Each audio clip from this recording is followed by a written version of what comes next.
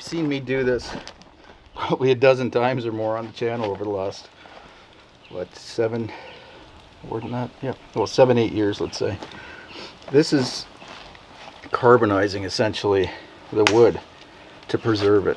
Well, for one thing, what it does is dries it out completely, which is good. All this fire just gets all that moisture out of there.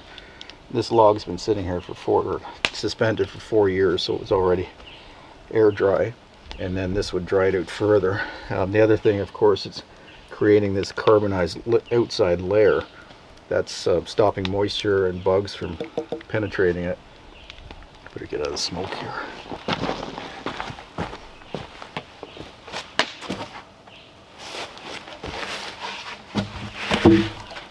I've also shown the stumps on the property around the cabin where there was a fire 100 years ago, and those stumps are basically completely intact.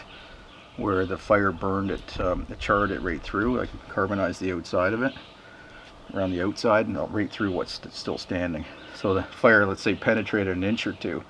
That's still as if it happened yesterday and it was 100 years ago. And the interior of the stump rotted away. So you have this ring, this outline of a trunk of a tree, of a stump. So it essentially preserves it. Could be 100 years.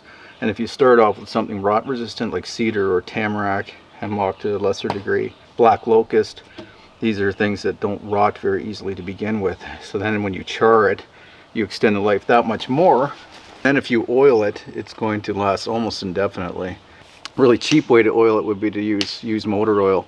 And I did that, I think, just on the outdoor kitchen, just outside the cabin. Those posts that went into the ground there, I oiled, some with linseed oil and some with used motor oil.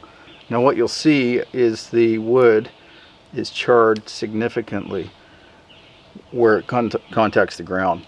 So what I'm trying to do basically is get below the frost line with the base of the pole, and that here is 36 to 42 inches, depending on what the ground cover is on top of it. If I pile a bunch of leaves and duff and stuff on top of the backfill, then it kind of creates an insulative layer, so probably keep the frost down to about, say, 36 inches on a cold year.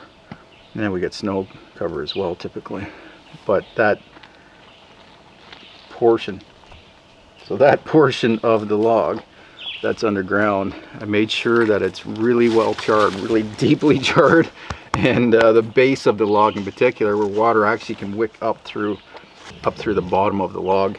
You want that to be really, really well charred and oiled if you can. It's simple to see whether it's charred well enough because it'll be alligatored and deeply fissured. So alligator skin, in other words, it looks like. So very patterned, sort of rectangular pattern.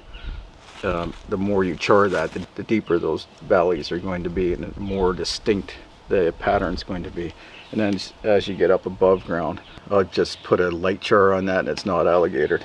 But if I was keeping this exposed, like the roof of the old cabin, if it's exposed to water, and in that case it was on a slope like that, so the water is hitting it as well as the sun. So you will need a pretty good char on that. But this this vertical post is actually going to have a roof over it, so it's never really going to see much direct moisture. And because it's upright, it's going to get the opportunity to have some sun and wind on it and dry out, so not going to rot, if at all, not going to rot much over time. So the bottom line is that if you're trying to preserve wood naturally, put some stable oil on there to preserve it even longer, and make sure that you burn it really well so it looks like alligator skin.